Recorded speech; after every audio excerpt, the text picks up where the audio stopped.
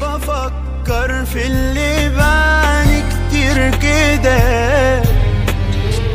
ليه عذابي في حد دايما احن ليه؟ ليه بعيش طيب قوي بالشكل ده؟ لما اعيش لنفسي مرة هيحصل ايه؟ ليه هضحي بقلبي سهل؟ ليه ما بحسبهاش بعقل قبل ما امشي طريق اشوف نهايته